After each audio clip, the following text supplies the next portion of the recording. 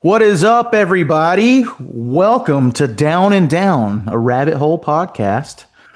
My name is Buck, and I'm joined by my co-host, Jack. Jack is a jackalope.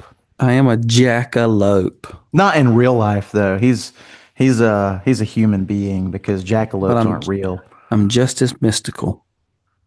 Yeah. But we actually have a guest today, one that we've talked about, and you've seen his little animal avatar. But we're joined by our buddy Finn. Finn, say hi. What up, everyone? Glad to be don't here. splash me. Don't splash me. Glad to be here. I want to know why we don't hear bubbles while he's speaking.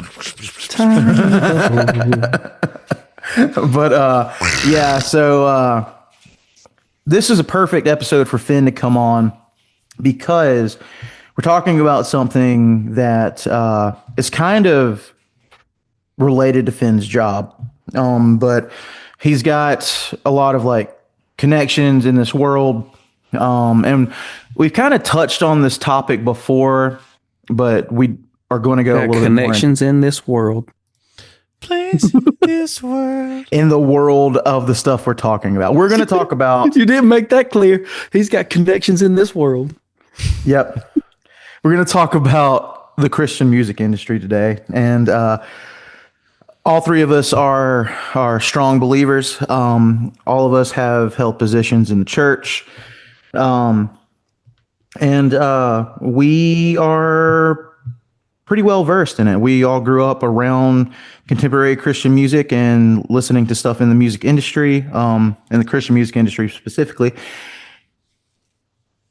We're going to talk about the dark side of it. Let's get going on this episode of Down and Down. Down and down the rabbit hole. Just how deep does it go? Where it stops, nobody knows. So let's go down the rabbit hole. Down and down the rabbit hole. Down and down the rabbit hole. Okay, so I'm going to try my best to not bring up Forrest Frank as much as possible. But he That being can make said- a lemonade. Yeah, that being said, I do want to say one thing. Jack sent me a social media post the other day where Forrest Frank said that Trump reading scripture was some fulfillment of prophecy, and I just thought that was wild. That's crazy. Forrest Frank, President Trump, who is not a Christian, more than likely, reads scripture, prophecy Most fulfilled. I don't know him personally. I'm just saying that to cover my bases. I don't believe that he is one. But We are in the last days. We see by our fruit. We're in the Right. last days because Trump has resounded.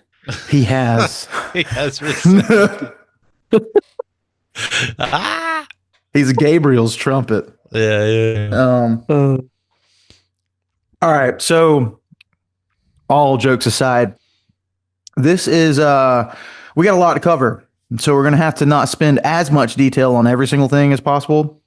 But Who's that note to?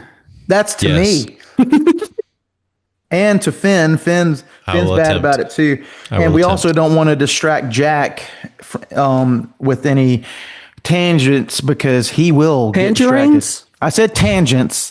See. Oh, all right. So let's start off on the big I note. don't like oranges a whole lot. Tangerines All right, aren't go. oranges. Oh, they're cousins. Oh, Yeah. anyways, let's start out this way. Thank you, Shaggy. Well, I had to make fun of myself before you jumped on it. Zoinks. Go ahead. Let's just go around the circle. Jack, what are your feelings about the Christian music industry in general? That's Make it brief. That's a very broad question. That's not like, Give a broad answer. well, I'm not a broad, but He's a dame. as a man, I'll say my man answer is I think there's good and bad in it. I think that there is good in the fact that there is a way to have Christian music put out, or music that people can use for worship, or that can fulfill something in that part of their life. But I do think that it's gone down the slippery slope that all music industries have gone down, and it's become more worldly and representative of the well, you called it the dark side, Darth Vader, and Call me Darth Vader. It's become more like the world than what it's supposed to actually represent. Right. All right, Finn, what about you, man? I have kind of a nuanced take on the Christian music industry in general, which is that I think it started in the 60s, 70s kind of era is when it like actually was, well, it like actually started out of the Jesus movement in California. And like that movement kind of birthed this in the 60s and 70s, kind of birthed like the Christian music industry as it was, or as we see it now, at least the start of it. And I think back then, with the way that the music industry proper is ran, it was the only way to get the music, you know, out there broadly, you know, getting it out there in like a more like cross-cultural, cross-country kind of way. Whereas now I feel like it feels a lot less necessary because we have so many avenues we can go down of self-publishing, getting things on Spotify, getting things like doing distribution on our own, Self-promotion, all that kind of stuff, doing it very independently, that I feel like it is very a thing of its time, and that now more and more I feel like it's less and less necessary personally. Even as a person who works in that industry, it feels less and less necessary. I have a question for that in a minute, but I want to hear. We'll hear what Buckery has to say. Buckery.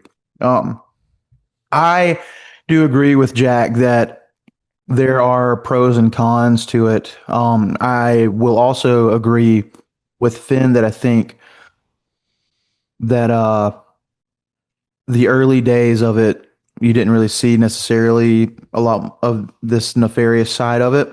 There's lots of reasons for that as well, which we can get into later.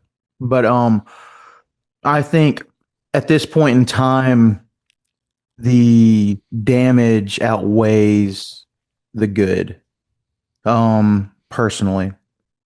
But I think that, and it's not just scandals and that kind of stuff that I'm talking about either. Like we'll kind of get into some stuff too about conversations that we've had with people who are very connected with the industry that are not Christ-like reflections at all. So yeah, let's kind of jump in.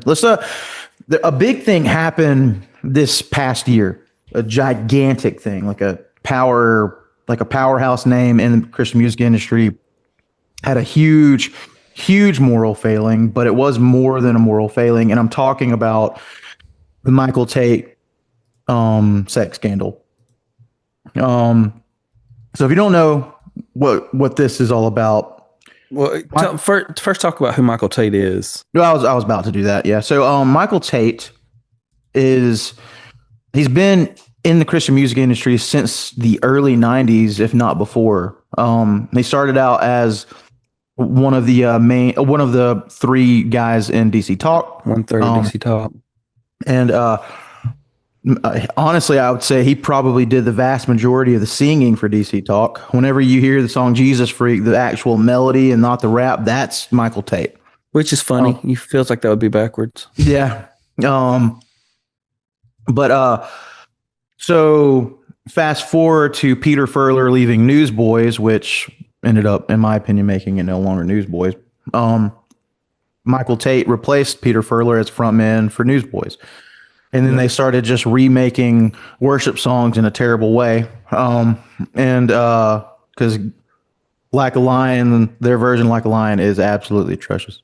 But yeah, so my preferences aside, there apparently like these allegations from multiple young men, let's clarify that, started surfacing that Michael Tate had been essentially performing acts of sexual misconduct with them.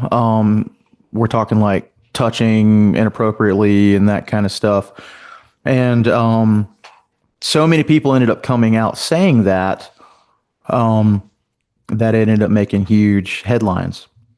And eventually, Michael Tate made a confession, I think in July of last year, that the allegations were largely true and that he is trying to seek counsel and that kind of stuff. I do know he said that there's no excuse for something along the lines of there's no excuse for what I've done. It's just plain and simple. It's sin.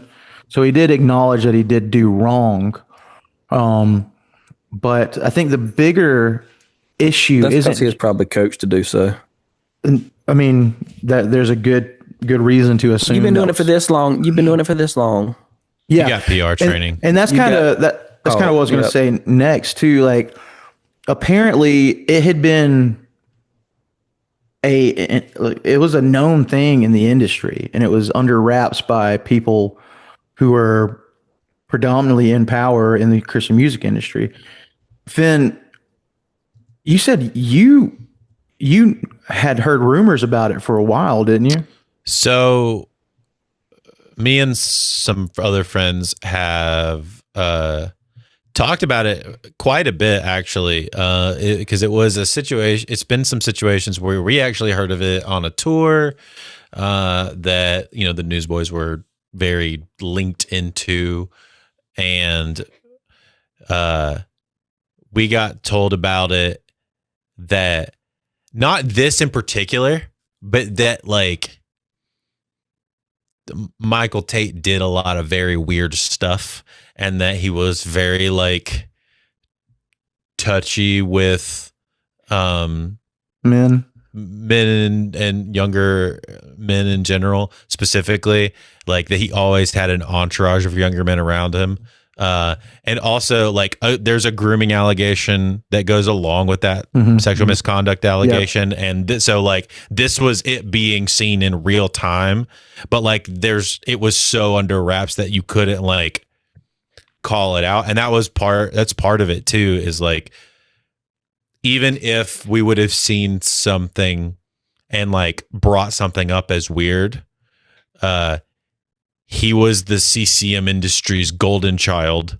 And so he was protected by his management, his band, the label, all of everyone else in CCM, that even people that I know that have talked and mentioned it and brought it up in situations have been kind of shut down.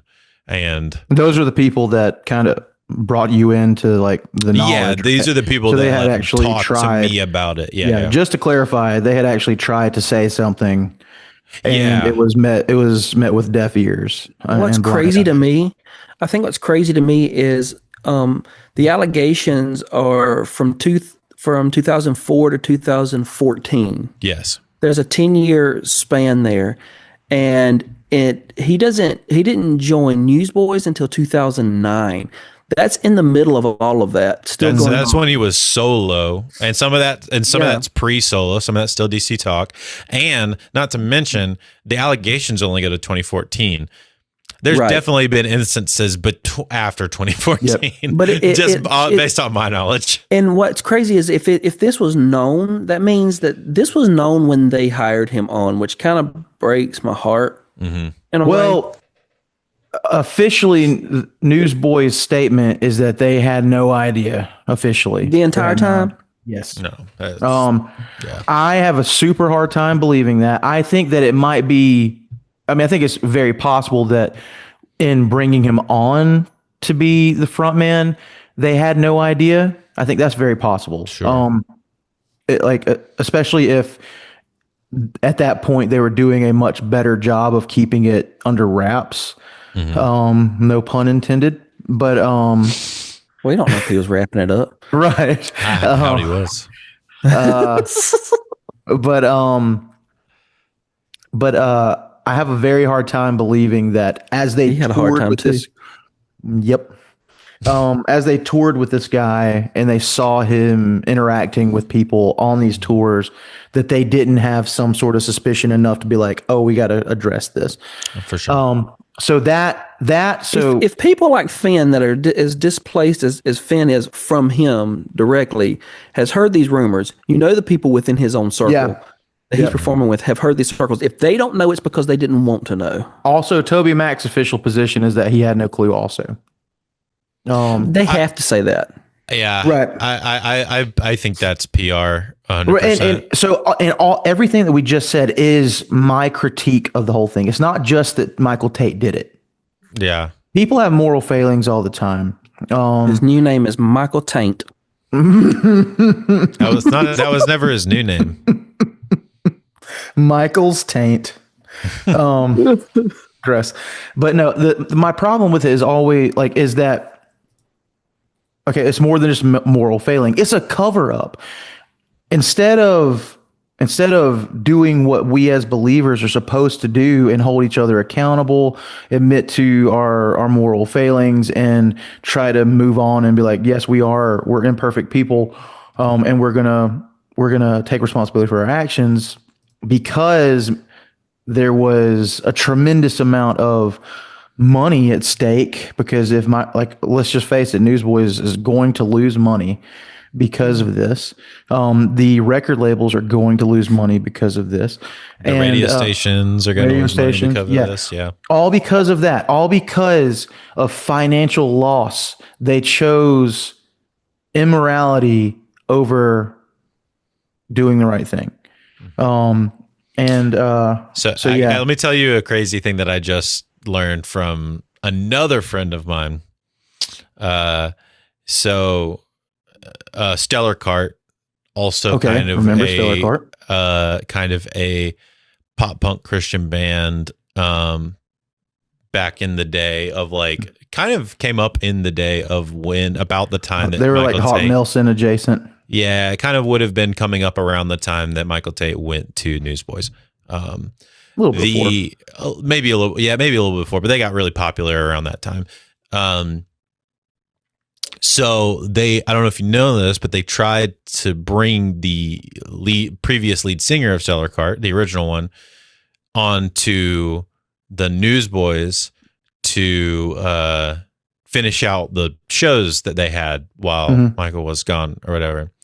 And I was told by a trusted source that they were trying to bring him in to be the new singer for the Newsboys, and ultimately have them be the fall guy whenever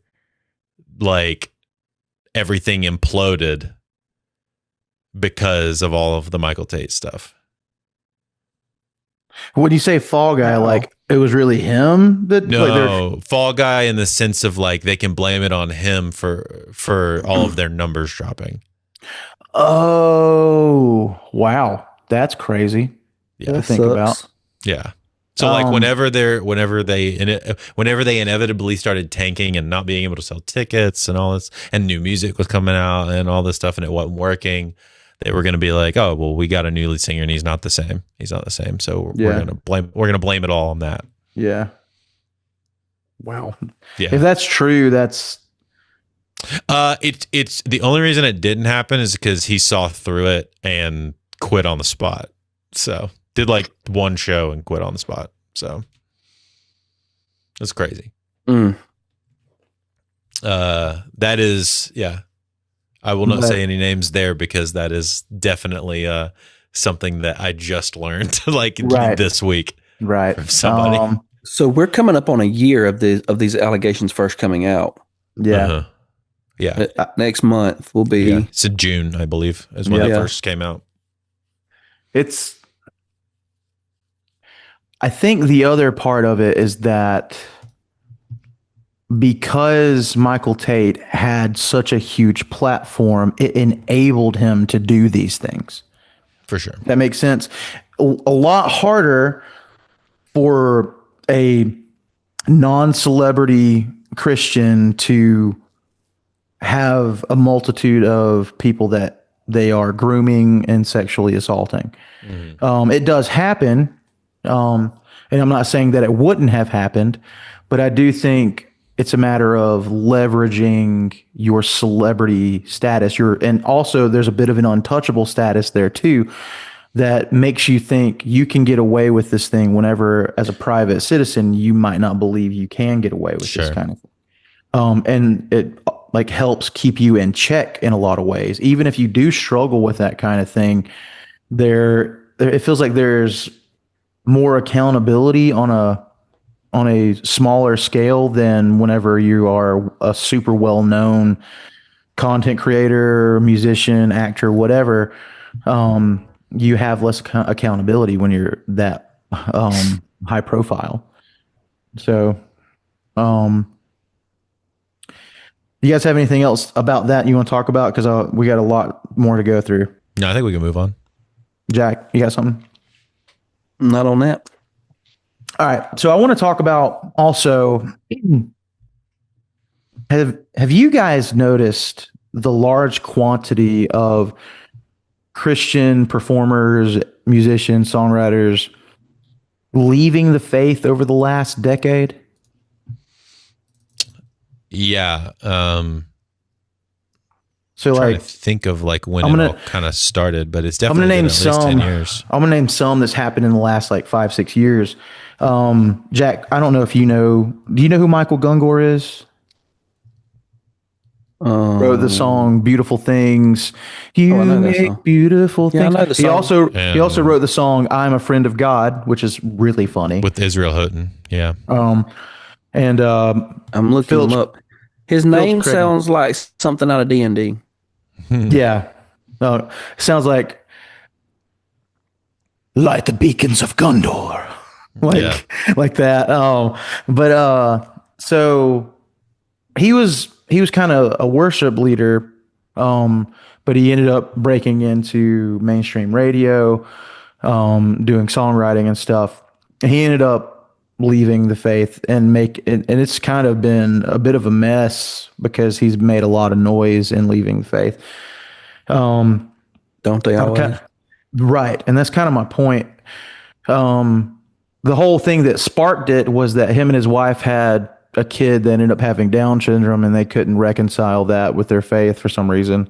That is very reductive, but that kind of has a lot to do with what ended up leading in there. That was kind of the spark that sent them down that road for sure. It's obviously not as simple as that, but and I don't want, like, again, that did sound very reductive. I don't mean for it to, but that was kind of a huge part of it, because they did a whole big like news piece on the whole thing. They ended up also getting a divorce. And if you listen to some of their songs they've written post deconstruction, because they still make music together, which is really, really strange to me that they were married together and now they're divorced and they're still making music together. Then you have people like, do you guys remember Audrey Assad? Mm-hmm. Remember her? Mm-hmm. She was on K-Love and Christian radio all the time. And K-Love. She's officially deconstructed. Marty Sampson of Hillsong deconstructed. This one was a huge one for me because Hillsong has always been something that I really loved. And this is the guy that wrote "Oh Praise the Name." He wrote "Savior King." He wrote what's another really big one, Finn? Oh God. "What the World Will Never Take It All." He wrote those songs, which were really huge in like shifting where like modern worship went. And then he ended up leaving the faith because ultimately he put out a press statement saying that the church can't answer hard questions, and he wasn't able to reconcile with these difficult questions. Oh, A more And recent one that was really big was Derek Webb. that one too. So Derek Webb was is that Big Caedmon's songwriter. Call? Yeah, big songwriter. Yeah, like he kind of was a little bit controversial anyway when he left Caedmon's Call. He wrote the song Wedding Dress or whatever, and it had some like really graphic lyrics, but not like Did you say Not Marty like- Sampson? Marty Sampson. Did you say him? Yeah. I was trying to keep up with all the people you were saying, but I wasn't sure who you were. And I'm not going to saying go through all of them. But this isn't just within the music, the Christian No. music industry either. This is a thing that's happening across the board. I mean, you have like Rhett and Link from Good Mythical Morning. You have who were previously claimed to be Christians. You have Joshua Harris, who is known for the book "I Kissed Dating Goodbye." Yeah. Redacting basically everything. Yeah. Yep. Bart Campolo, Saying he did all this damage. who was a pastor, and he's the son of Tony Campolo. You have Abraham Piper, who's the son of John Piper. Yeah, I knew that one There's too. A lot of people who, He's making a lot of noise. yeah. And I wouldn't necessarily say he deconstructed, but Andy Stanley's like leaning that way pretty heavily. Andy Stanley, I wouldn't say.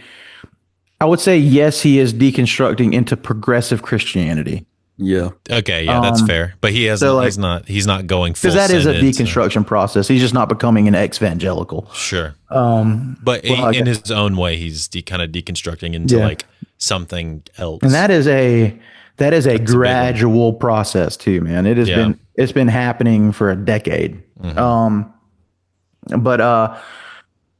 And now, Jack, you're right about that. Like, that's not an only music industry problem at all. Right.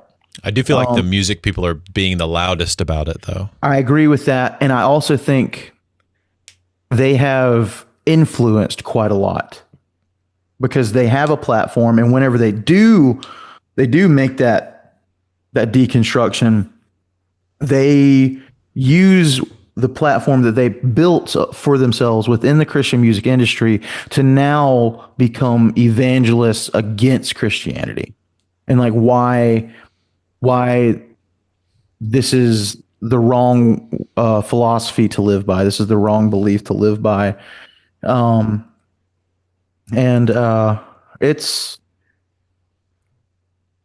It's really doing a lot of damage, not to mention a lot of the reasons that these people are leaving are because of problems that they experienced within the Christian music industry.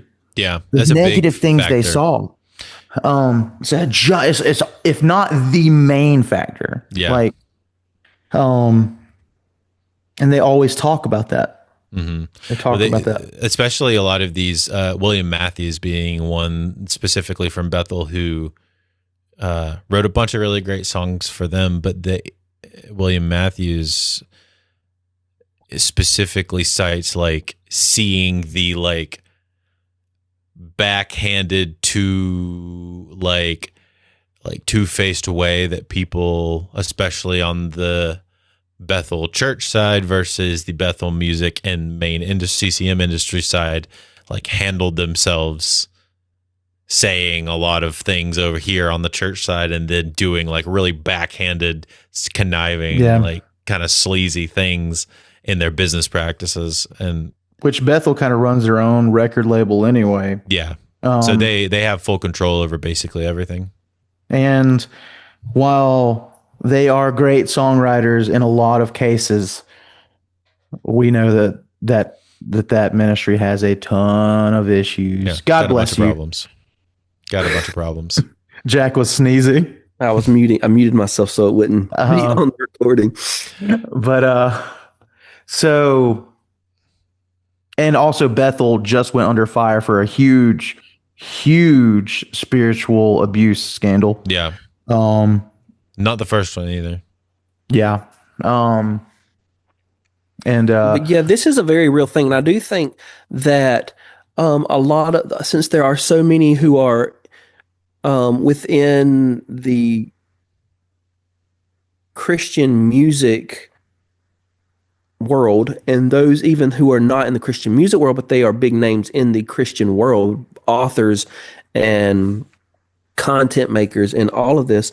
I think that is what's caused so many other people, because we have several friends, Buck, that we went to school with, that we went to college with, the majority of them who are now going this way, who are leaving the faith. And one just posted something wild recently.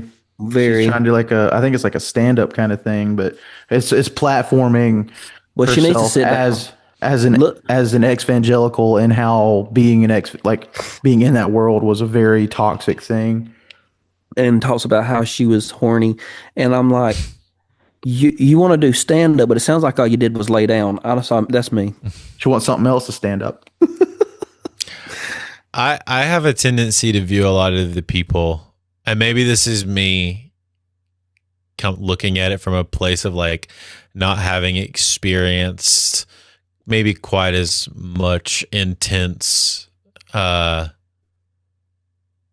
situations as a lot of these people probably have.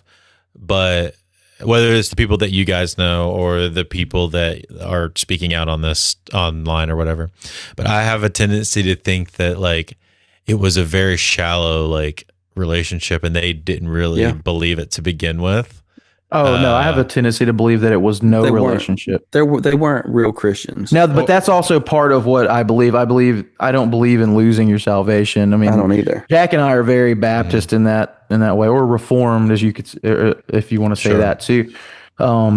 My stance on that is, if you leave the faith, you're really never a part of it. And like Gungor specifically, Michael Gungor specifically, like he's the one that I was probably surprised the most about, because he was very, at the time that I paid attention to him more, he was very like rooted in a lot of biblical aspects. Like all of it was very biblically based, very biblically rooted, with probably the best flowery language around that biblical root that I've ever heard, in my opinion.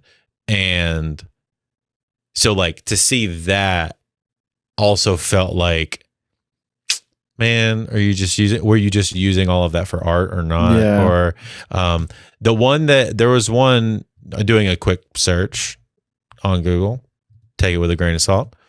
I know David Crowder went through a lane of deconstruction as well.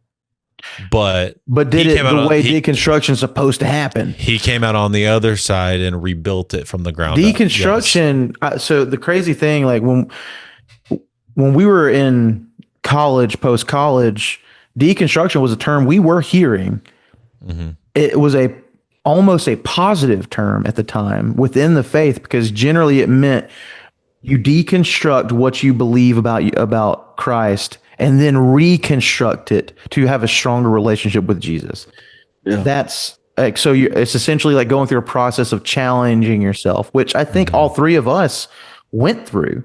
Yeah. And losing a lot of the legalism that you might have been taught to find a core relationship in Jesus and an actual relationship, and not just a religion. But now deconstruction inevitably leads to one of two places: non-believer or progressive believer, which is essentially non-believer also.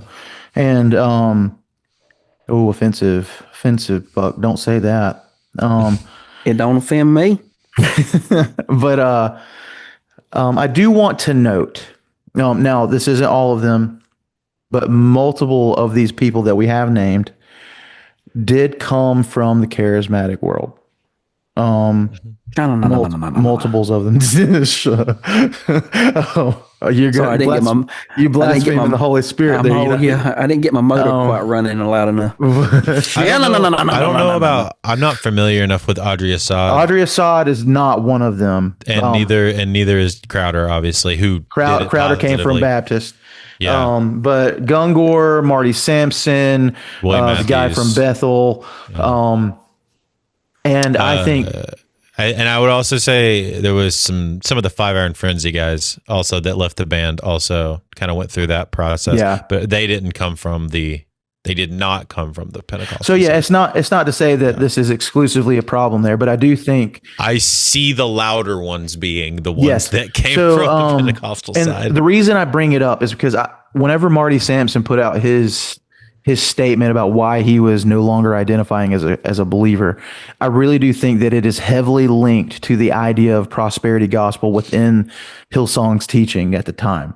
And I remember, like, not long before that, I listened to Brian Houston say there's no such thing as prosperity gospel, and he was defending the idea of prosperity gospel as a biblical concept. And then not long after that, Marty Sampson, who essentially was essentially the person that took the music ministry from Darlene Check era alongside with Joel Houston, and turned Hillsong Music into what it had become at the time. And then Michael Gungor obviously came from charismatic church background. I think that is a massive part of at least people coming from like high profile churches, and like leaving the faith that way, because they are taught, like, if you are faithful, you will get this, and you won't have this, and you won't go through this. And it's just not true at all. So whenever Marty listed all of those questions, it was something like coming from a background that I come from. If you say in 1999, you can get a vial of holy water dipped straight from Jordan. That's in the exact spot that Jesus. That is definitely a Benny Hinn reference right there. So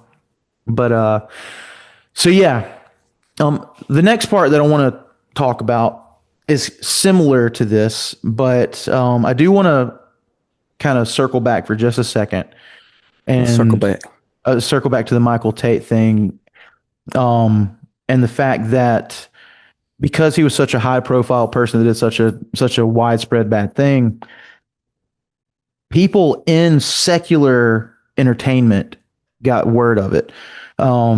And that ultimately ends up doing even more damage, because they become like this echo chamber of negativity towards the Christian music world. Haley Williams got word of it. Which doesn't surprise me, because she's a Nashville person. She grew up, and also she's an ex-evangelical also. Yeah, she grew up in the church. But like, I mean, Variety magazine interviewed her about the situation. Variety magazine is massive. Like, and she essentially calls into question like all of the Christian music industry, and she essentially says F you to, I mean, I think she literally said that to all the people who knew it and didn't do anything about it.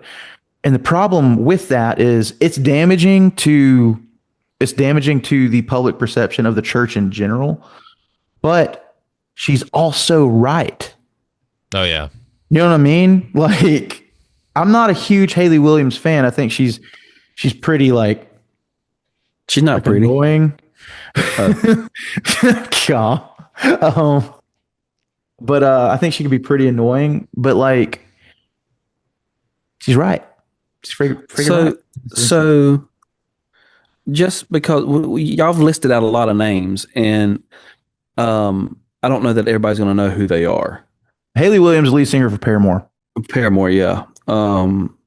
So I was getting thinking, I was like, some of these names I don't necessarily recognize until I looked them up. I'm like, oh yeah, that's who that is. So just for listeners, I'm just asking y'all to be cognizant of that. Yeah. I don't think we've told where everybody comes from. A lot of them are songwriters. Yeah. I would actually say everyone that we've named on the music side is a songwriter. Yeah. primarily songwriter, singer-songwriter type thing. They're either written for a church or they have solo music that has been adapted for church or a part of a songwriting collective of people. And I think Haley was the only one that at that point we had not described where she came from. So Haley Williams, Paramore. You listed some of them, but earlier you listed out a bunch of names in a row, and not necessarily where they came from, but maybe it was Darlene Check, Joel Houston, Brian Houston.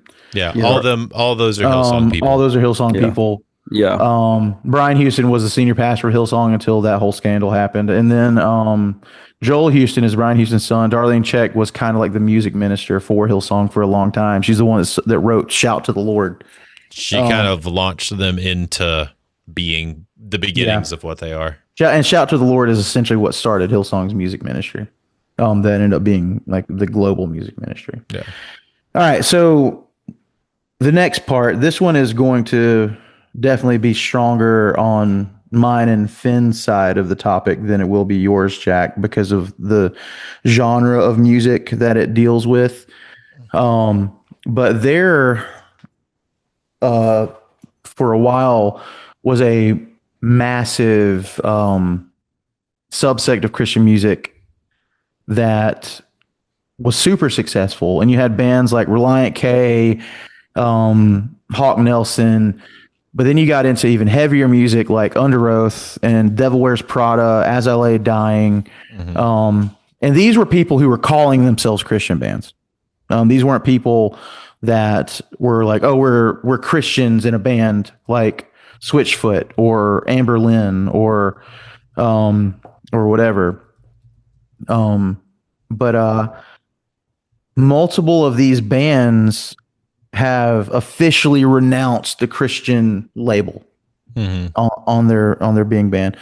The biggest one I would say is Under Oath, because they were probably the biggest out of all of those bands. Now, Jack, you probably heard me listen to Under Oath, but you don't like screaming and music, so you were never drawn to it. I know who they are. Yeah, but Under Oath had, how many albums did they have before they took a hiatus? They had 3 albums with that first vocalist. They had four total. 4. So you had Only Chasing Safety, Define the Great Line. One with one with Dallas, As the Sun Sleeps, the Only Chasing Safety, Define the Great Line, the Lost in Sounds of Separation, and then Disambiguation. That was the 5th. Okay, and then they took a hiatus. So their lyrics never were like super clear on Christian, but they marketed themselves as a Christian band. They straight up identified as a Christian band in the mid 2000s, verbally and with the label that they signed to. Yeah, Tooth and Nail was the label that Tooth and Nail, Solid State. That's all kind of the same label. It was just kind of, Tooth and Nail was the lighter side of music, and Solid State was the heavier side of music. And they did a whole like documentary with their Only Chasing Safety, like that kind of came with like a deluxe edition of the album, where they kind of described who they were, and it was just kind of very doc style kind of bonus features. And so these were huge. This was massive for the time. Like, this was back in like early 2000s, like 2006 through 2009 when all this started. And like, it kind of hugely impacted the pop punk, emo, metal genre of fandom, because there were these artists coming out like Under Oath, Devil Wears Prada, who were saying we believe in Jesus, and we're trying to give all the glory to God through our music. So I think whenever in 2018 they came back onto the scene with what was the name of that album? 2018. Yeah. God, I can't remember. I'd hate that album. Hang on. Well, yeah, because it's bad. It's Yeah, it's just not good. hang on, let me see here. It is called, I had it pulled up. Erase Me. Yeah.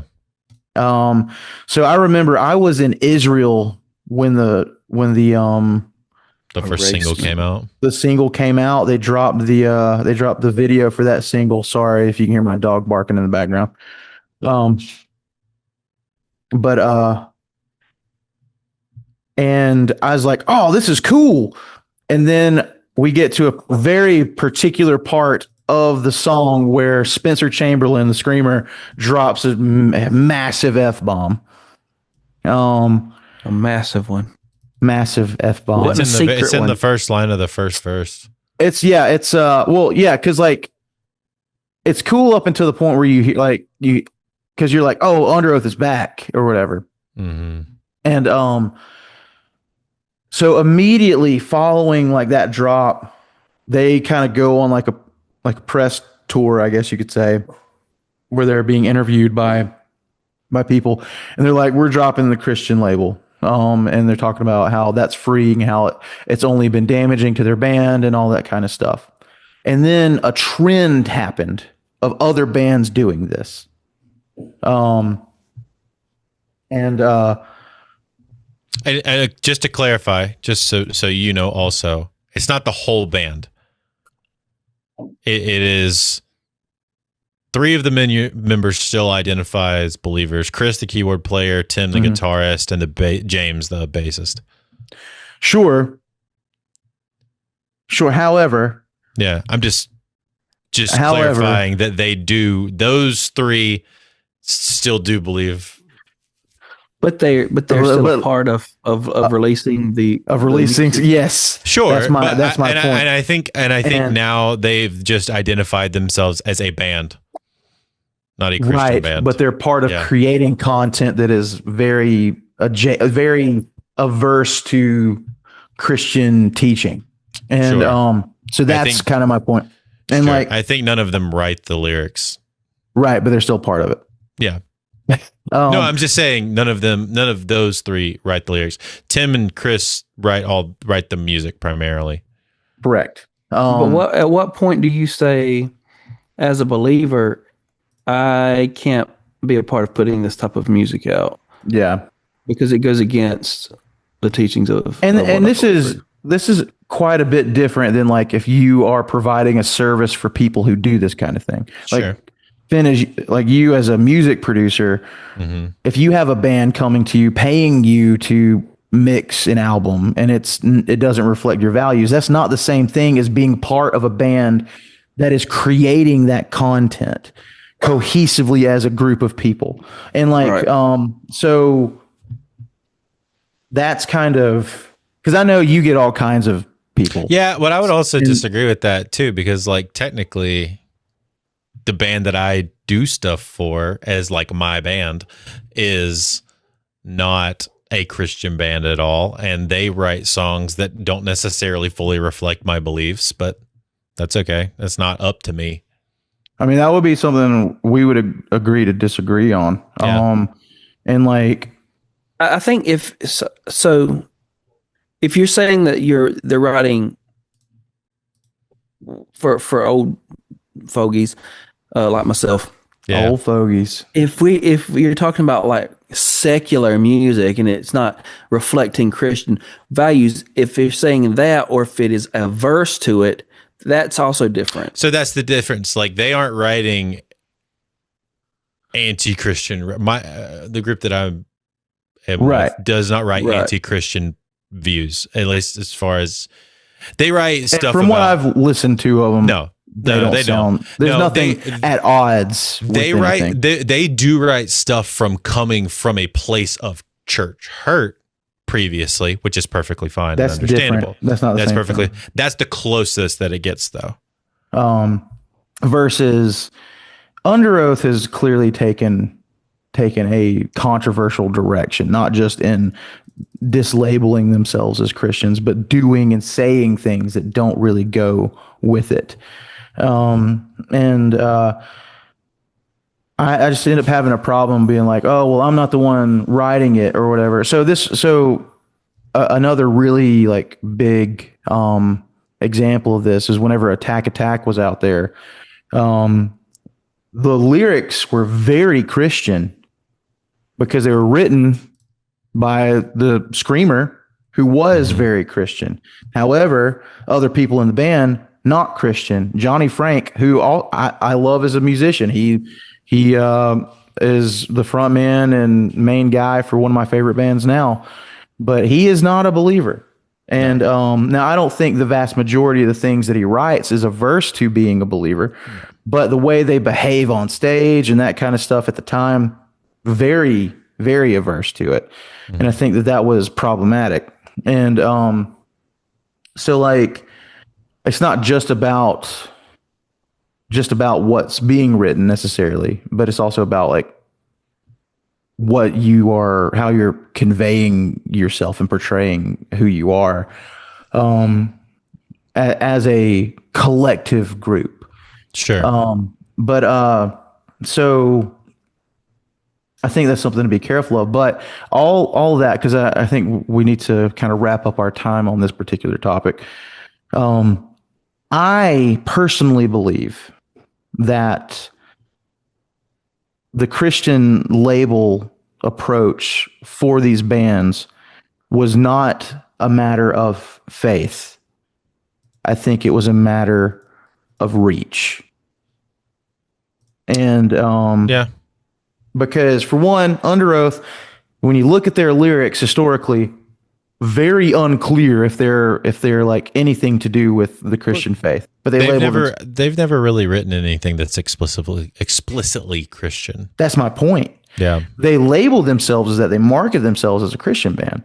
We can't say they didn't, because they have gone on record saying we are no longer a Christian band. And if they, so like, and also to be fair, Dallas, their original vocalist, is also a Christian. And I think whenever the band was originally formed, it was formed in that way. Well, Aaron Gillespie was supposed to be a Christian. He had a whole worship album, contemporary Christian music, but he is crazy.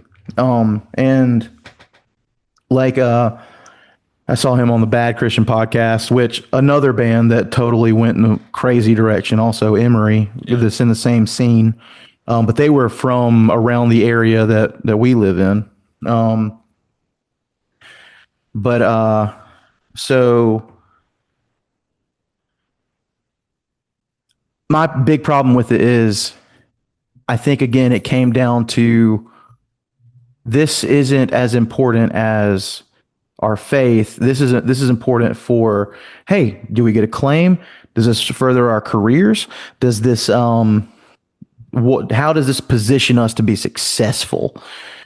And I know in our first podcast, Jack, I said I did a distinguishing between Christian music as a ministry and Christian music as a form of entertainment.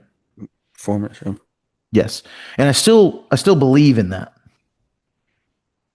But regardless, you need to act like a believer. And you need to position yourself in a way that you are going to stay true to your faith rather if you're wearing his name. Yeah. Like if you're wearing the title Christian, that means you're wearing Christ's name. The worst way to take his name in vain is to wear it inappropriately. Correct. We treat GD as if that's like the worst way. That's taking his name in vain. Taking his name in vain is using his name, wearing his name poorly in an inappropriate way. Yeah. And if you have made a name for yourself in this world, and you have claimed that, once you cross a certain line that's exactly what you've done. I agree. All right. So moving on again. I do want to just say, let's talk about this very, very quickly, because this is it's just a wild thing that happened in the Christian music industry. It's not as much of like a widespread pop problem, but the band As I Lay Dying, crazy story. And Finn, because this is more your world than me, I'm gonna let you tell So that. this is wild. Tim Lambesis, vocalist of As I Lay Dying, put a hit out on his wife and tried to get her murdered. Yeah, Hired in a hitman to went kill to his prison wife. for it. Went to prison for it. Got caught. Got convicted. Went to prison for. Let me just. He's out double-check now. He's let me out just now. double check. Hold on. As I Lay Dying is a metal band, by the way. It was Yeah. a Christian metal band. Yeah. Yep. That is crazy. He went for. He pled guilty for the felony charge, served roughly 2.5 years of his sentence, and was released on parole in 2016. That's crazy.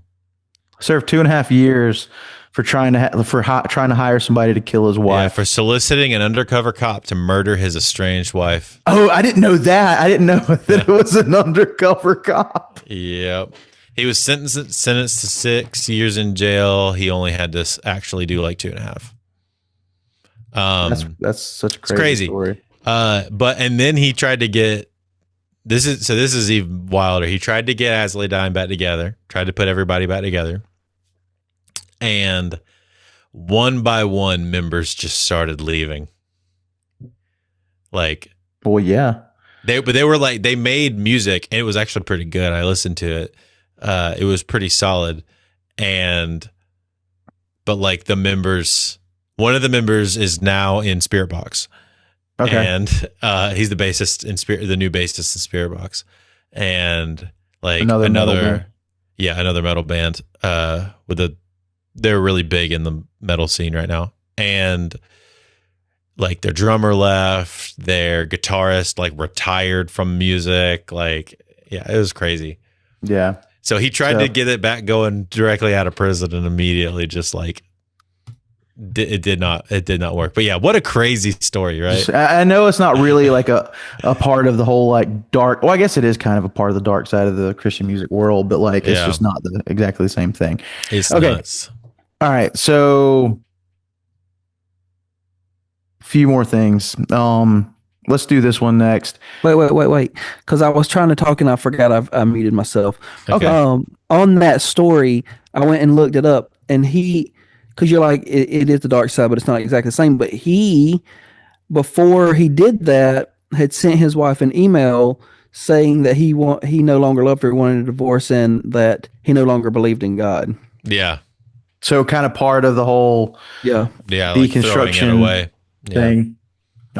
Which, once you throw out God, you've kind of thrown out morals. I mean, that's where we get our morals from. Morality is subjective, Jack. I'm not gonna say how you sound like. So let's move on to another piece of it. There are several Christian music artists who have become affirming to LGBTQ ideals. To name a few, we've got Jars of Clay, we got Plum. Plum was like a huge like worship band in the day, weren't they? Definitely on the radio. Yeah. And then Amy Grant, which I know Amy Grant kind of comes with her own scandals anyway.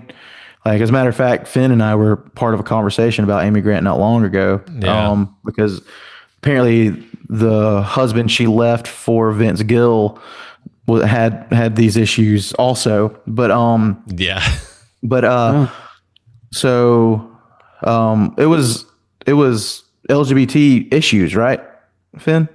Am I wrong about that? I believe that was you talk about the recent stuff? No, like her husband was it recent or was it while she was married to him? The LGBTQ thing, I think, was more recent. Okay. And then so I think this is a more and more common thing. And I will say this too, while Yeah, there's that was in, just to clarify, 2022, she started hosting same-sex weddings. Amy One of Grant. them's like her niece, right? Yeah. It was it was her niece. Now, Natalie Grant is her sister, correct? Am I wrong about that? Or did I just always associate them as being related because they had the same last just name? Put them together. Yeah. Apparently, though, she's been like very ally since about 2013. Okay. So They're not related at all. They're not I guess I related. just thought they were related because they had the same last name. like Grant's not a Super unique name. Yeah. This keep in mind, like whenever I found out about They both also of these came to women, I Ginger was- Grant Buck from Gilligan's Island. oh, Same man. family. Um, You can see the resemblance. but it's funny when you form ideas in your head as a kid and you don't ever like have to have those like challenged for any reason. yeah. You just carry them until you're on a podcast and you embarrass yourself. Oh, that's But we're gonna make fun of you. yep. So I just think there's a lot of people kind of going in this direction.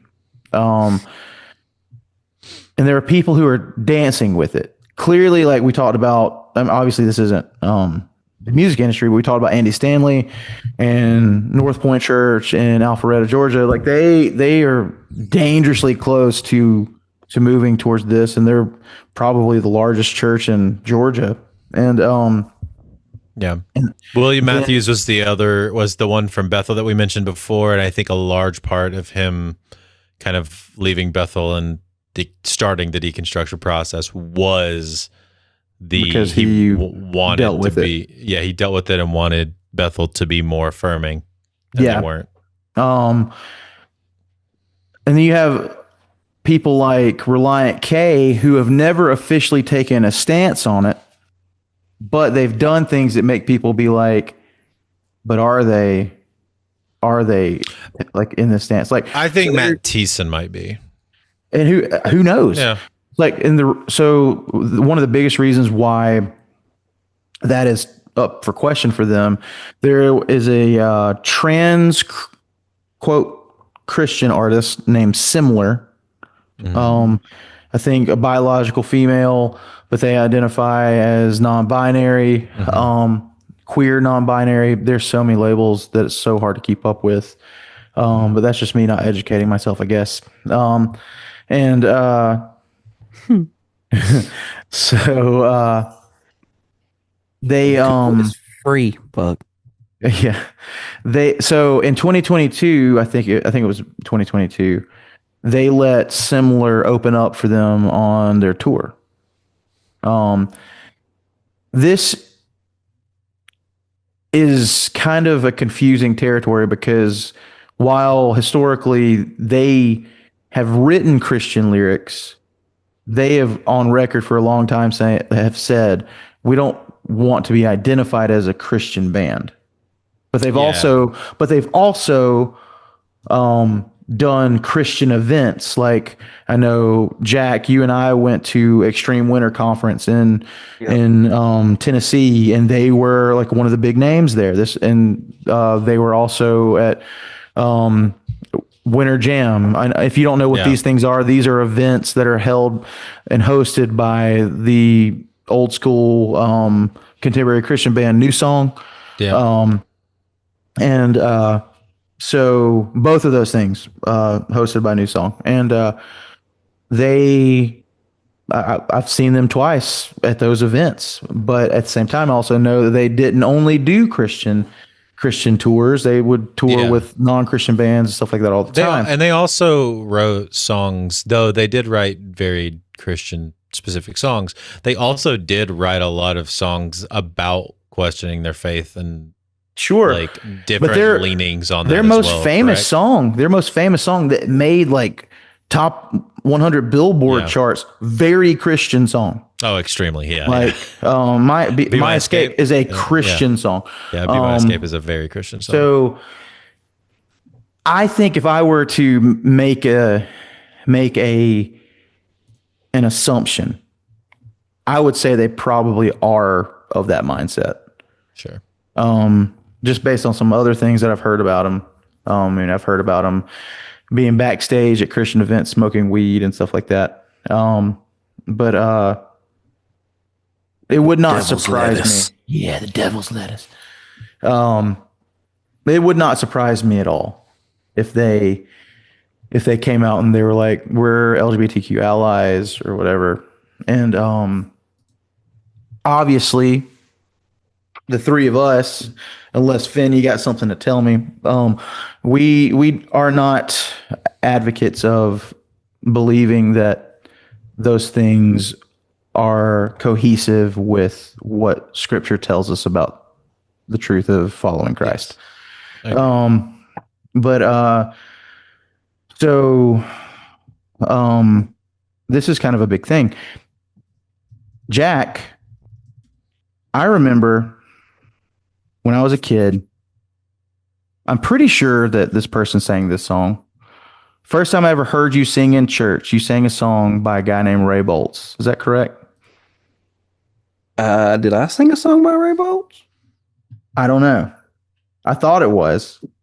Maybe it Do you wasn't. remember what song it was? Beautiful Shore or something like that. Oh, I don't know. Let's Meet by the River. I don't remember. I don't think that was him. But keep in mind, this was like 30 years ago. But Ray Boltz was a big name in the 90s. Yeah. And then into the early 2000s. Did the whole I Pledge Allegiance to the Lamb song. He did. Anchor Holds is probably... Anchor Holds. No, that's what it was. No, so the reason I thought it, I heard your dad sing that song. I was going to say, my dad used to sing a lot Your dad sang that song. of Ray Boltz songs. Yeah, my dad always sang a lot of Ray Boltz songs. So Ray Boltz, I don't remember how long ago, but it's been at least a decade. Came out as being gay, and he decided he was still a believer in that. It was 2008. Yeah. So almost two decades. Coming up on 20 years. Yeah. And and I remember seeing an interview. It was by a major news outlet, maybe like Entertainment Tonight or something like that, or Inside Edition or something like that. And they were interviewing him and talking about how, like he still identifies as a believer. He just believes that believers can be gay. And the reason I bring this up is because now he's married, and he and his husband kind of look like Tweedledee and Tweedledum. They really do. I just found a picture of him. Yeah. That's actually crazy. I just sent it to Buck. Oh man. What they look like the two straightest dudes in the world. They look like With that. they should be like Is it it looks like like what is it? Jack Black's band. It looks like Timu. Tenacious D. Timu Tenacious Timu D. Tenacious D. Not Timu version. No. Oh my god. That's what it is. It looks like Timu So, Tenacious D. The reason I But bring folk. up affirming, Timu. because so many people with a massive Tenacious. platform are now like doing deconstruction, but they're moving to progressive Christianity. And I think the reason that I think this is important to note is because I think there's so many people who are trying or have tried or are successful in it. They go into being major Christian artists, and they don't really have strong relationships with Jesus. Like even people who are like diligently following Jesus, we're talking like baby Christians immediately getting into the Christian music industry. And people who really need to be spending time being discipled before they try to put themselves in a platform of influence, and then they get in it and they get affected by the negative aspects of it, and it leaves a bad taste in their mouth, and they were never believers to begin with. Yeah. So then they now have a huge platform to lead people away from the truth. So, Well, and this is an issue, not to bring him up again, since you said you didn't want to bring him up at the beginning of the show, but this is an issue I have with Forrest Frank of being such a watered, in my opinion, a kind of watered down baby Christian version of himself being thrust into massive success. To me, that it is just asking for another one of these things yeah. to just happen. And like, Well, especially the fact that he leans so heavily into a lot of legalism. yeah, Yes. oh, yeah. And that's what I'm saying. Like, he's actually leaning away Halloween. from. He's leaning away from all of the. Yeah, he's very pro-Trumper. He's leaning in very into the legalism side of things. And to me, that's a thing of like, one overly terrible thing happens to him, and he's going. That pendulum is swinging so hard. It's going to rubber band so hard the other direction. Yeah. It's just, I worry for him is all I say there. and the impact that he could have. Yeah, for sure. Yeah, especially because he already has a huge impact on the younger generation. Right. Like Pretty much all the very young generation. Like Yeah. they play it for children. Because Yeah, it kind of appeals more to that demographic in a lot it of does. ways. My And- children really love his stuff. Yeah. That all, mine all does 500 of them. He's okay. And too. All 500 of them. He's all right. He's a pain to work with, to be honest. But How do you know? friends of friends, friends of friends. I'm not. Well, we already did a whole show. I know. I'm not a big. I'm not a None huge of us. fan. None of us are fans. Yeah, But- he seems like a fine dude, but based on the conversations that I know have been had with him, but he's kind of a pain. It's not He necessarily sounds like a puss. I'm sorry. Well, he just doesn't think things He gets through. his feelings hurt so easy. Well, yeah, he just doesn't think things through a lot of that times wasn't either. very. I'm sorry. That wasn't very nice of me. a puss in And boots.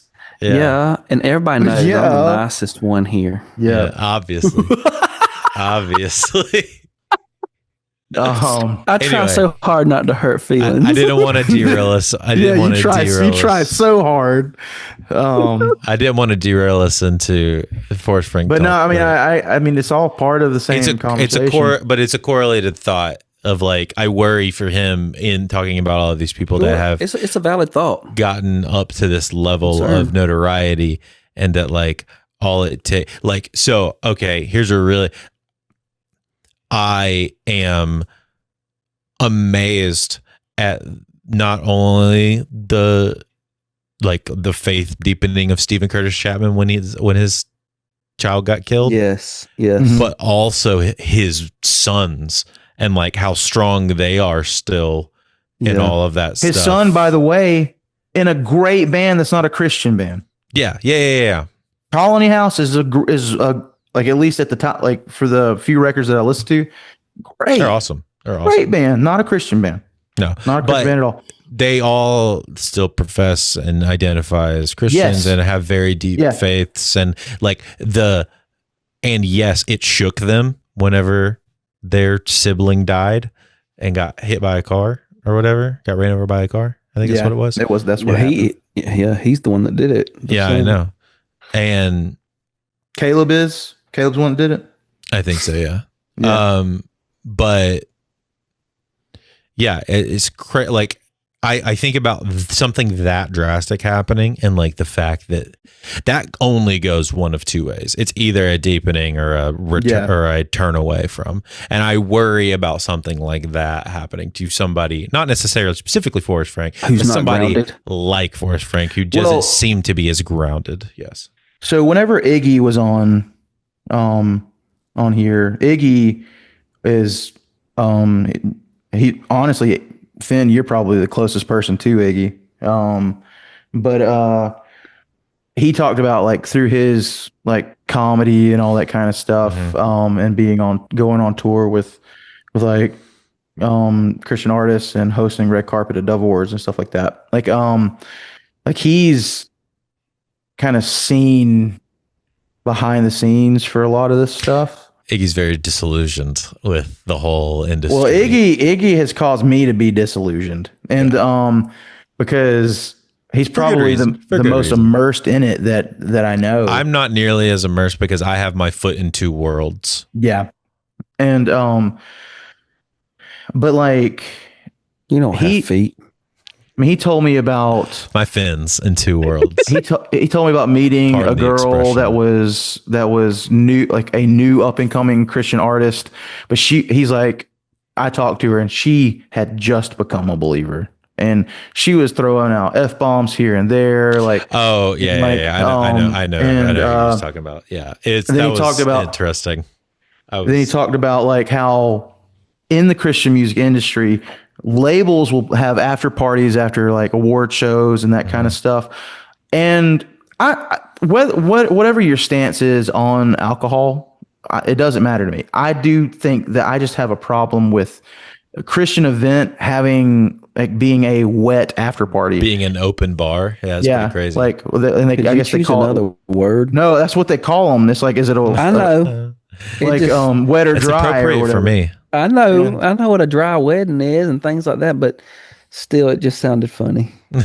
Well, this it could felt lead funny to this, say this, also. this could lead into another conversation that you wanted to talk about with the wetness. labels side of things. Yeah, But that's exactly why I brought it up.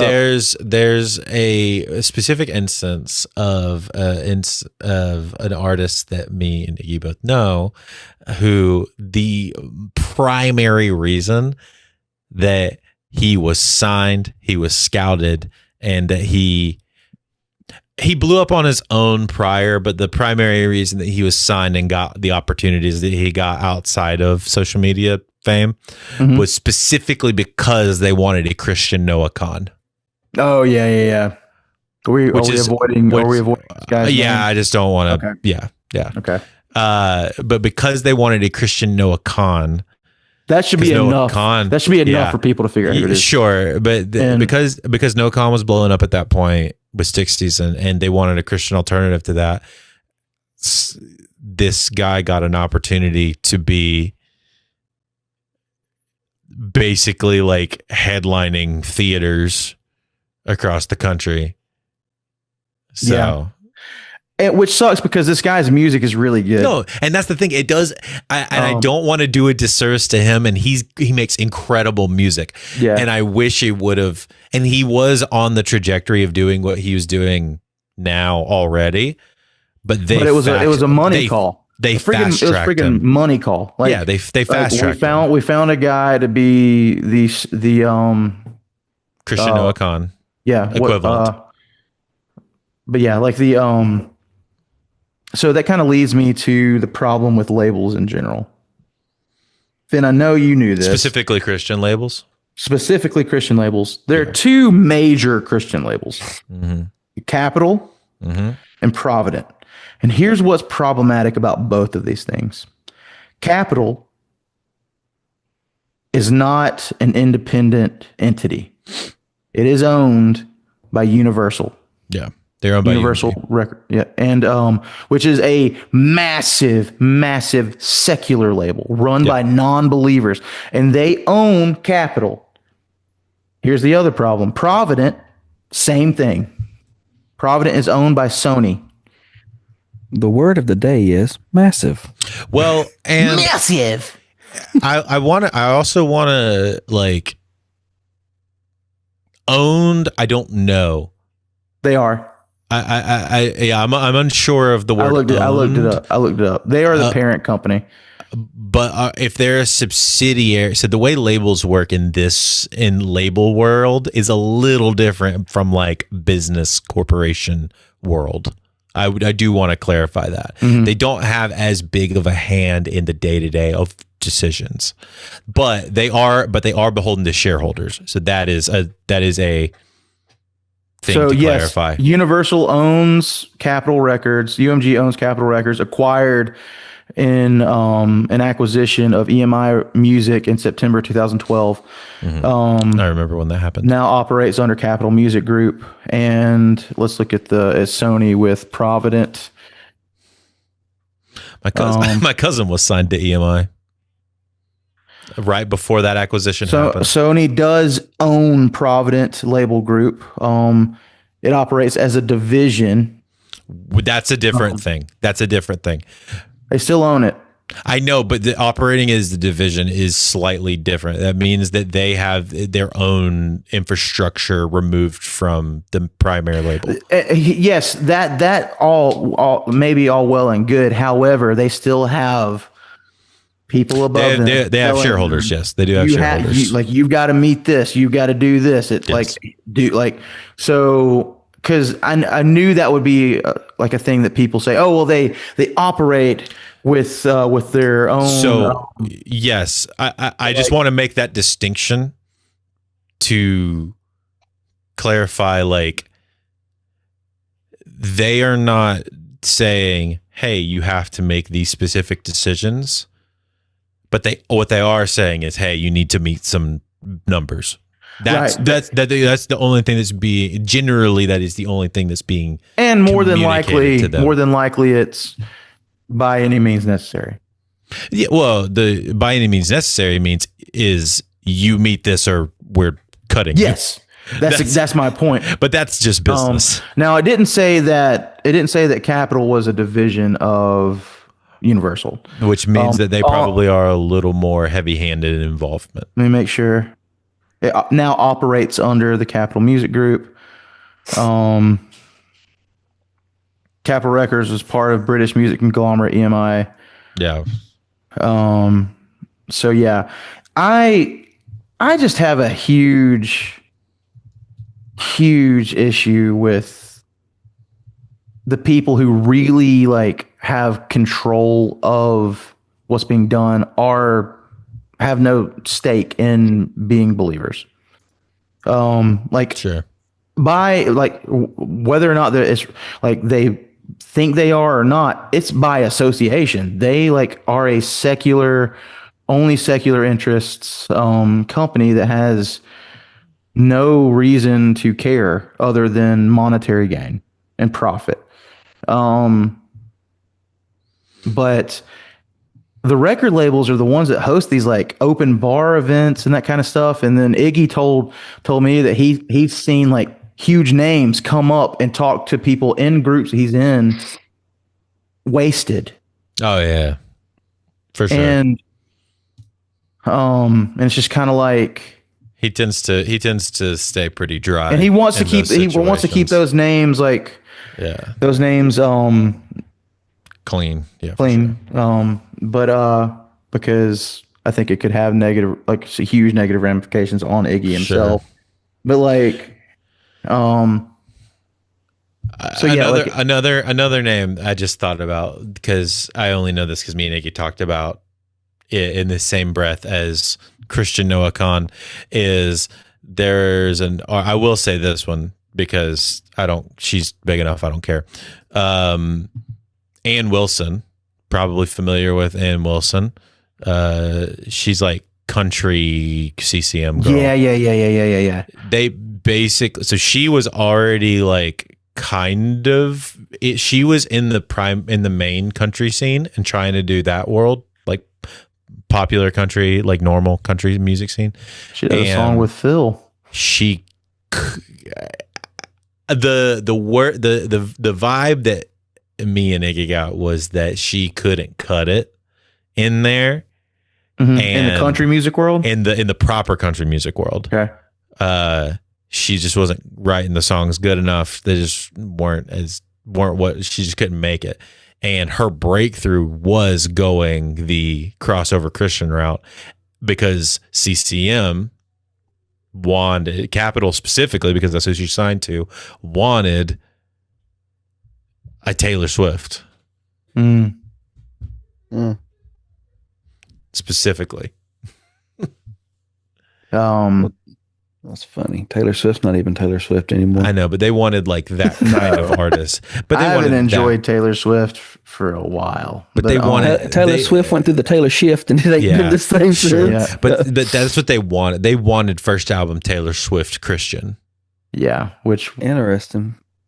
So that is that's how she got kind of like launched. And well, she's even not even really that. I mean, she's pretty big. It's funny because I remember back in the day they used to have like if you like these artists, here's and they would get there was like a chart, it was like a paper. I remember this thing. It was- Yep. And it would be like if you like these artists, here's the Christian version for you. Yep. And sometimes, a lot of times they didn't even sound anything. Yeah. Well, now they're basically cherry picking young artists to fit that criteria. That's corrupt. Yeah. Well, so it gets to an issue that our pastor was actually talking about today, which I found really interesting, which was the love of money is what corrupts. Yeah. Yeah. And this is just a direct correlation to the only reason that half of these things happen is because there's a bottom line. It's the same reason that Michael Tate was protected. It's the same reason that all of these people are getting offered careers when they aren't writing songs in the main industry good enough to actually make it. There's a bottom line, which this is what gets back to my original statement. I struggle with the labels existing in the Christian music industries in 2026 because of the monetary aspect of it. Right. Because when you start bringing money into it, you start shifting the way your decisions are made to be more, especially when you have shareholders. You start shifting the way that your decisions are made to be more monetarily viable rather than by scripture. Yeah. Yeah.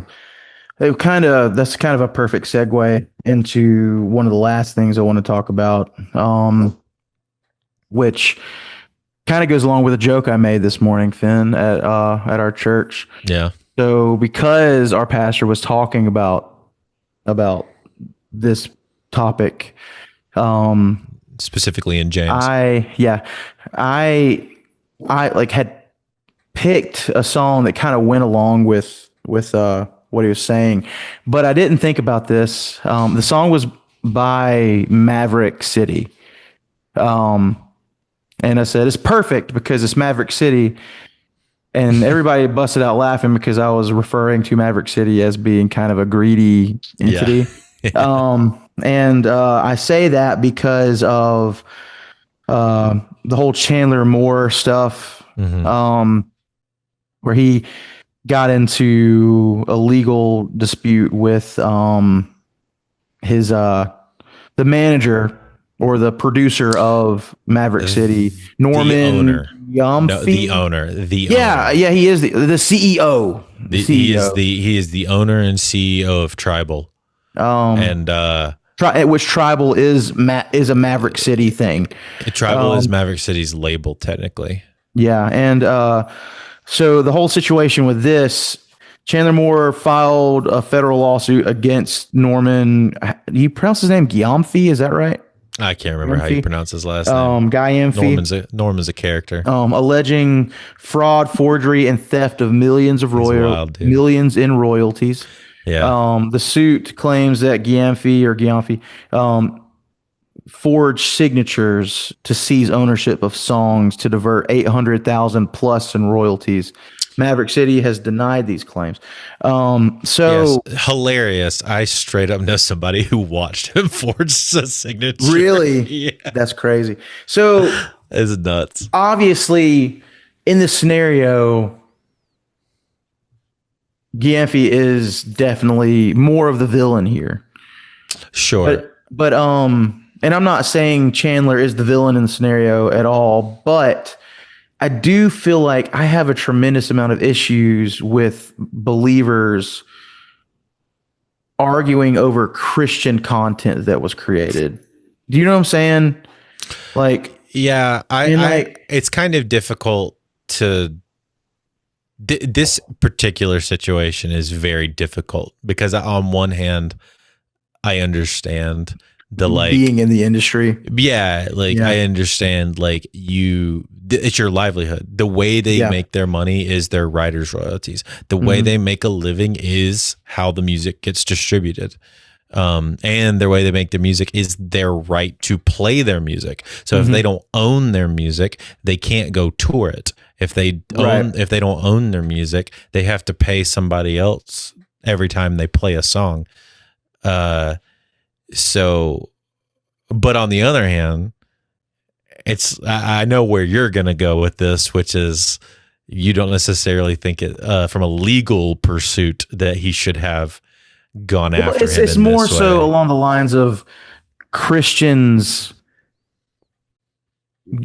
filing legal claims against each other over millions and millions of dollars, dealing with Christian songs that are supposed to be simply made for people to worship to. And I struggle with that because Maverick City was always never a natural thing. Maverick City was manufactured by Norman from the beginning. Fair. And I agree with you. Who are the believers in the room in that conversation? Supposedly all of them. So does that not go against 1 Corinthians 6? Oh, you're talking about, well, so this is assuming that they view Norman as a believer. Well, whether they viewed him the guy or not. that started it all. Yeah. We're not supposed to take your brothers, your fellow believers. Yeah. Read that court. Read that for us, Jack. Hold on, let me pull up the actual scripture, and I can do that. He has the power. I have the power. I've got the power. I have it right here, but I don't like that. Hold on. Okay.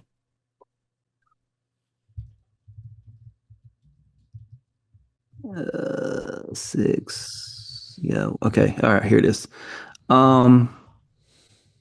If any of you has a dispute, this is 1 Corinthians 6. I'm starting at 1. If any of you has a dispute against another, how dare you take it to court before the unrighteous and not before the saints? So in other words, you're not supposed to do this before the lost. Yeah. Or don't you know that the saints will judge the world? And if the world is judged by you, are you unworthy to judge the trivial cases? Don't you know that we will judge angels? How much more matters of this life? So if you have such matters, do you appoint as your judges those who have no standing in the church? I say this to your shame. Can it be that there is not one wise person among you who is able to arbitrate between fellow believers? Instead, brother goes to court against brother, and that before unbelievers. So we're supposed to take it, essentially, it's supposed to be amongst believers. If you have qualms with believers, you're not supposed to take this stuff out into a public court. Well, and that's what I was going to say. It depends on how, if they don't view Norman as a believer in this scenario, then they're not taking it against another believer. They're taking it against a non-believer. So they got to go to his place of business. Right. And I also wonder, like, in consideration of this verse, I mean, was it ever the intent for, like, was it like, I can't know this for sure or even at all, like, but it does make me wonder, was it ever God's intent for us to have Christian celebrities put in a position to where, like, they have to worry about royalties being stolen? I would argue, I don't think God ever intended for there to be Christian celebrities. Right. Like that's my point. So, and because I want us to wrap up here, like, there's kind of another thing too. There's a band from the Southeast where we're from that gained a lot of traction, called Need to Breathe. And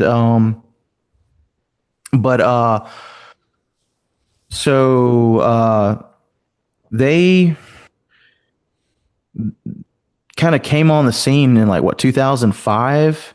Yeah, something like that. And they they kind of never lost momentum really. Like they were played on K-Love and that kind of stuff. Which is crazy because their album 1 to album 2 genre switch up was so stark. You talking about whenever they went to the Heat or whatever? Yeah, so album 1 they were just a Coldplay ripoff, and then they did like stomp clap folk music immediately after, and it was like such a heavy shift that like. But I'm surprised it worked. People just, I guess, didn't care.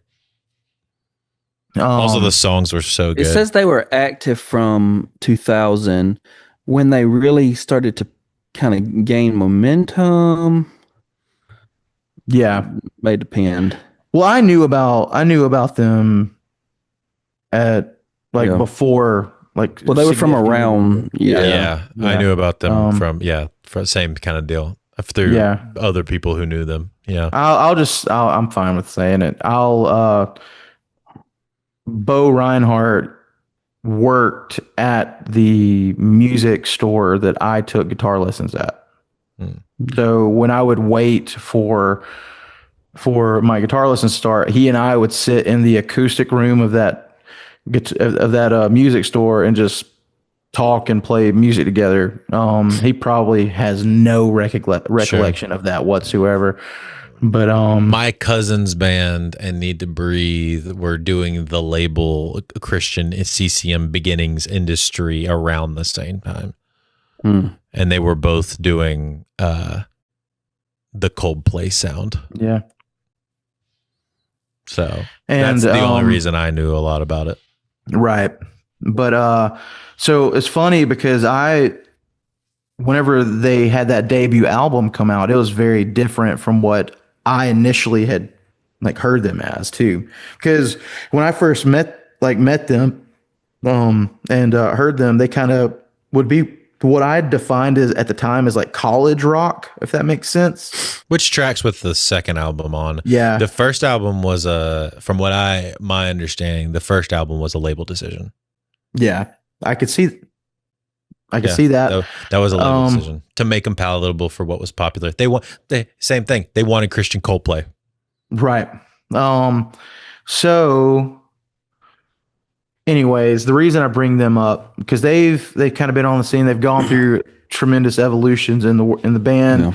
Yeah. I used to work with their dad. Yeah, that's very true. Back around that was around the time that they were releasing The Outsiders, I think. Yeah. Bear and Bo are the only original members in the band. Seth has been in there for a long time, but he was not in the band whenever I first. He came in on the second record. No, he was on the record. He was on that first record. Was he? I remember when he joined the band. And it was before that record came out. Got it. But so anyways, Bo ended up leaving like 4 or 5 years ago. Mm-hmm.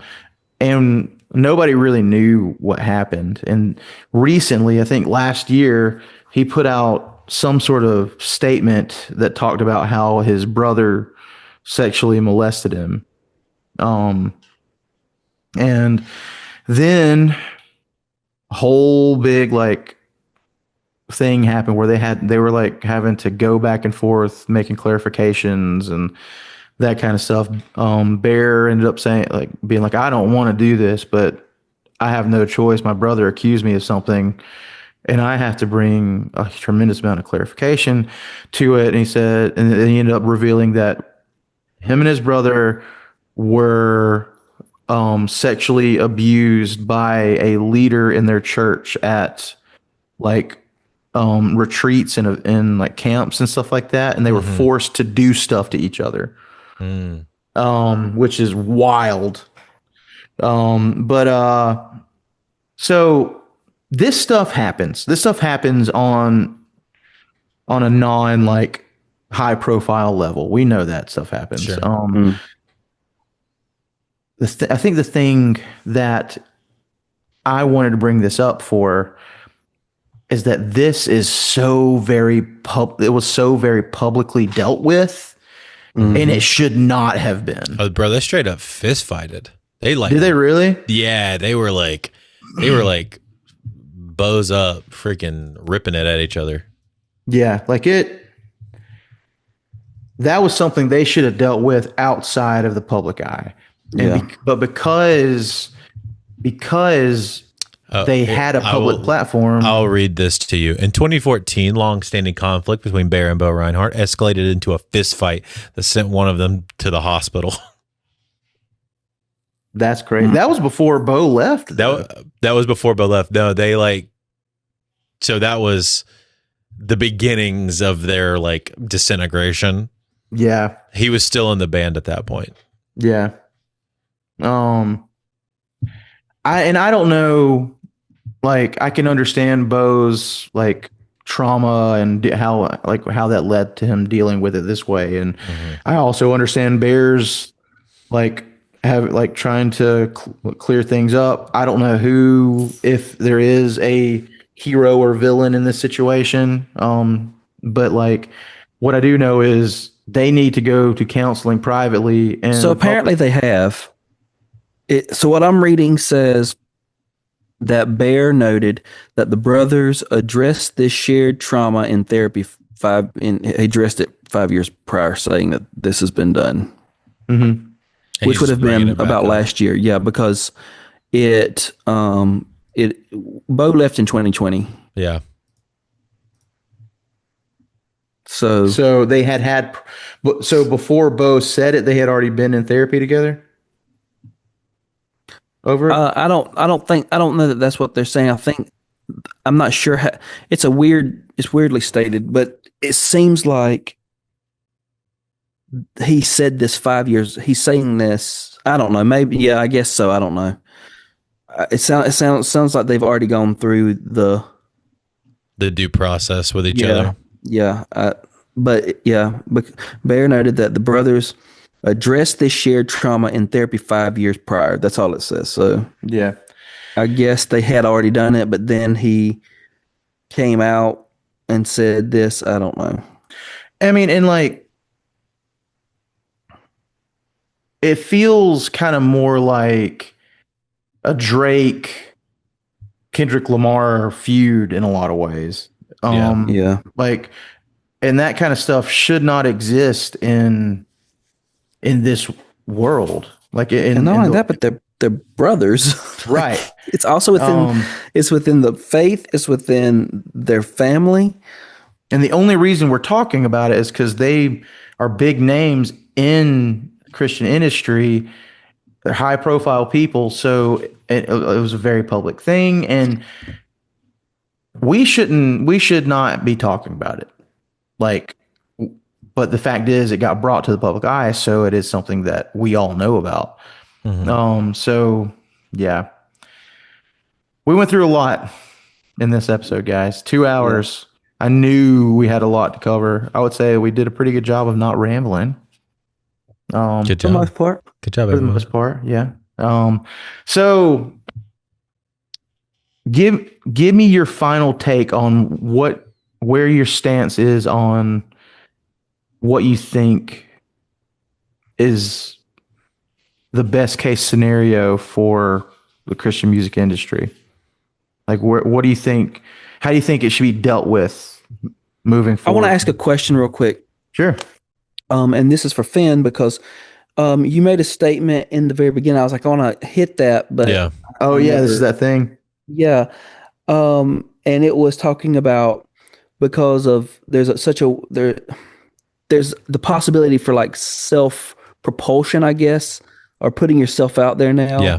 There's not necessarily the need for it. Do you think that that's true for all musical, not Yes. just the Christian music? Okay. 100%. That was really what I wanted to ask. I know of plenty of friends of mine, some of which are friends with Buck, some are not, who make a full-time living and some of which make a very, very lucrative full-time living not being signed to a label and owning 100% of their music and going through it their own way and building their own thing. Now, is it difficult? Absolutely. Does it take a lot of work? Absolutely. Does it take infinitely more work than not? Probably not, because the way that labels work nowadays is they want you to have a pretty solid following before Sure. they even sign you. And by the time they sign you, it's like, what's the point? I am the marketing engine at that point. So I might as well just do it on my own and not take the money. I know I have friends in the Teddy Swims camp. They had a very specific situation kind of fall with them where he got like an incredible amount of money up front. Will they ever pay it back? Maybe, but I don't know. Like, that's up to them. They were hitting some walls that they couldn't break through until they got a label. I have other friends in some other camps who that I cannot name, that they are 100% independent. They make, I would estimate in the $2 to $3 million a month, strictly from streaming. Yeah, that answers my question. My main thing was because since we're specifically talking about the Christian, Yeah. music network or whatever, so that you made that, I wanted to know if you felt like that was across the board or just specifically. Yeah. No, I personally view it as across the board. It is very possible, and in the music industry of the Christian side specifically, I view it as almost absolutely necessary to remove yourself from the grasp of the powers that be, with the power, the money, deep pockets and powers. Yeah, exactly. Yeah. Finn and I both know a guy that he works full time as a music artist in the EDM / pop world. He left a label because He of did. that. Yeah. Yeah. I mean, he's not making like millions of dollars, but it's No, he enough. makes a good living. He makes enough to support him and his wife. And his wife is not. She works part-time. She works part time. Yeah. So, but yeah, it's They're good. it's definitely a doable thing. It's not, they weren't Christian, but do y'all remember, I felt like it was such a big deal. This is crazy since we're talking about all these Christian people. When the Jonas brothers like took their purity rings off and were essentially deconstructing, and they came out later and they were saying it was we don't do that anymore. That's what they said. Yeah, they did. But essentially it came down to their church thought that they should be a Christian band. Their long-term stand, like the church that they had gone to, their father was a pastor. Yeah. Yeah. And because the church didn't, I guess, had said some things, or some people in the church, that's what we'll say, had said some things that they, in not support of them, because they felt like they were, they needed to be Too a secular. Christian band. Yeah. That shattered their whole faith. And I think that kind of goes back, Finn, to some of the things that you were talking about. That their faith was too weak. If that's enough to shatter your faith, to shake you. That sounds like 3 14-year-olds who grew up in the church and with a father as a pastor and never had their own belief system. Yeah. And I'm gonna go on record and say this: as someone who believes in Jesus, your faith should never be dependent upon the actions of other believers. Sure. Of people. Yeah. No matter what. Influenced, sure. But it should not be like, oh, people who are imperfect are going to do imperfect things and hurt me. Even that means, oh, Christianity bad.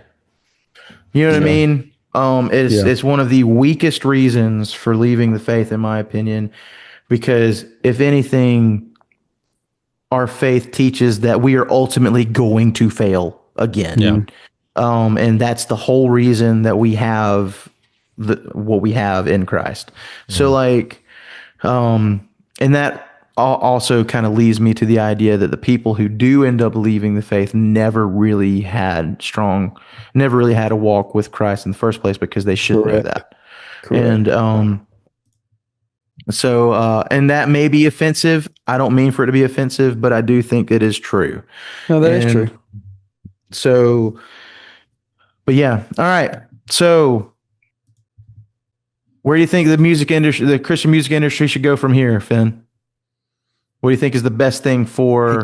That's kind of what he was. I think it should dissolve. I think it Personally, should dissolve. I think it should go the way. Okay, so here's a very different conversation, and we don't need to go deep into this. Don't go deep into it. Just But I think that the Christian music industry should go the same direction that we are seeing the Christian church go, which is away from glitz and glamour and bigness and down into a smaller neighborhood, more communal focused model. okay. What about you, Jack? I think if we go back to your definition of what deconstruction originally was, I think that's what needs to happen within the Christian music world. It needs to be deconstructed down and then maybe reconstructed in an appropriate way that it's not power hungry and money hungry, but we are focusing on putting out, good musical content for people to worship to and praise to, that's not about lifting up these specific names and people to give us money. Yeah. When it should be about giving him praise. Mhm. That would be ideal. Now, is that possible? I don't know, but I'm just saying that ideally.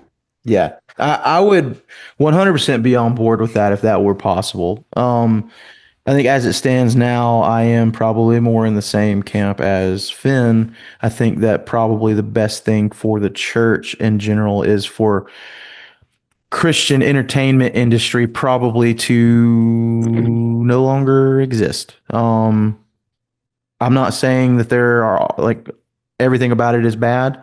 I have an aim. Churches are writing all the churches are kind of writing their own songs.